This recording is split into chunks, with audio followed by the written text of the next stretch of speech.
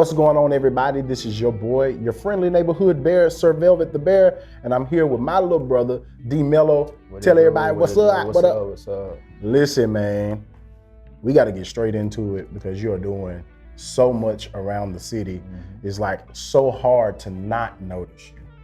But before the D Mello that everybody knows, there was a kid who was just trying to make his way and try to figure out his voice on his instrument. Talk to us a little bit about your upbringing and tell us about what really inspired you to take up bass. Okay, so I started as a little kid playing drums, beating on pots and pans. Then I went to church. Of course. You know, watching the drummers, and then I wanted to play, sitting in his lap, you know what I'm saying? I couldn't hit the kick drum at the time, so. And then started playing drums, you know, more and more. Got to high school, made our region, our state on drums. And then I was like, you know what, I'm gonna take a different path. I always had a thing for the bass. Like I could always hear it, but I just could never play it. And got to high school, picked it up, and the rest was history. Absolutely. And I mean, let's just be honest, most instrumentalists nowadays start on a completely different instrument than what and it's always drums. I was a drummer at one point in my life, so I understand that. So talk to us about like your influences, because for every musician, there's somebody who kind of writes on our canvas first. We hear them all the time. You know, we want to be like them in some kind of way. So who was that for you? For me, that was Corey Harris. Shout out to the OG. Right, OG. Joel, DJ Wade, and the list really goes on and on. Another influence that I picked up was Kierra Sheard. He's like super smooth, and so I think that was like some of my biggest influences, and they still are, you know, my biggest influences. Absolutely, and a lot to do with the way people hear you. You have a really silky, smooth tone, but you're aggressive though. Yeah. So people like to hear that. Talk about like the scene in Little Rock. So everybody sees you, you play with everybody. Tell us some of the ups and downs of the scene that you've seen so far. The ups in the scene, I mean, I feel like that we still have like room to grow, you know what I'm saying? Absolutely. So like every day, I feel like everybody is getting better as far as in instrumentation. The down on the scene, I feel like that we need to bridge the gap, you know, between the younger and the older musicians. And not even just that, but just bridging the gap and like come together. I feel like a lot of competition in Little Rock, you know what I'm saying? So if we can bridge that gap, and I think that would be like the big down, and I think turn it up, you know what I'm saying? Absolutely. Well, let's talk about the elephant in the room, because when you start talking about bridging the gap, like, unfortunately, there's just a disparity of like those who really understand the craft and those who don't. Right. And so, you know, bridging that gap will help close that sum. But there are just, you know, some musicians who haven't tapped into that mindset of really mastering their craft. So what do you say to the musicians who are out here on the scene, but they've not quite grasped that concept yet? All right, I would tell them like, wait their turn. I think a lot of us try to skip and be on the scene right then and there and be that man, and at the same time, like, you still have a lot, like even me, I still have a lot to learn, you know what I'm saying? But like, I waited my turn, you know what I'm saying? So I think we gotta wait that turn and wait for that opportunity, you know what I'm saying?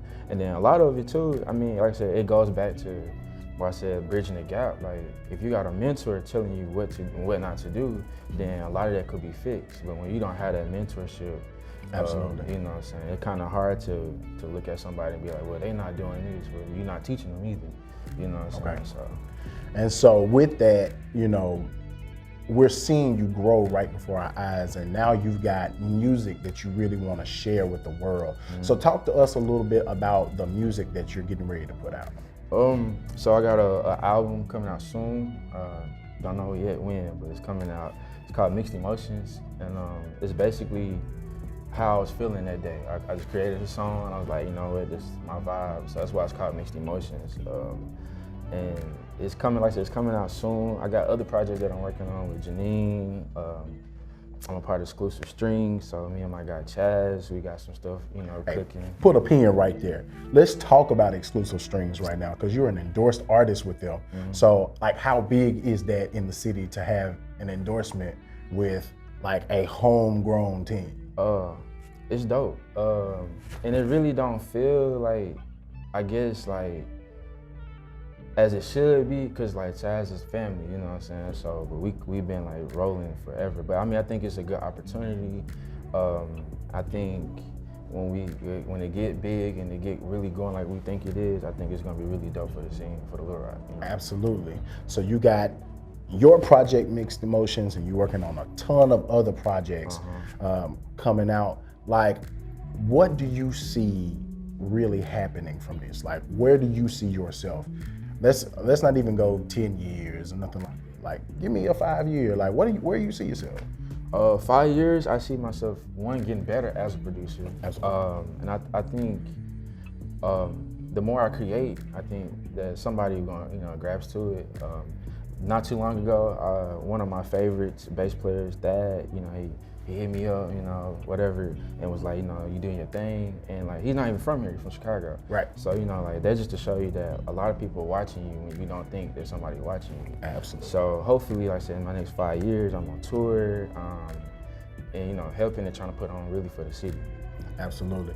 And so for you guys who are at home, like, this is evidence of what happens when you put in the work. This is evidence of what happens when you grind late at night. You know about staying up all night long, producing and practicing and all those different things. Now you're starting to see it pay off. And, you know, just from one musician to another, super proud of the job that you're doing in the city. And we are definitely rooting for you. So again, before we wrap this thing up, for those who are at home, who don't know how to follow you on social media so they can kind of check you out and see all the amazing things that you're doing, shout out your social media handles and let's connect. On Facebook is Deshaun Lamkin. On SoundCloud is Deshaun Lamkin. On Instagram is Sean.Lamkin_. All right, you guys. Well, this has been our time. This is Go Live Creative Soul Sessions.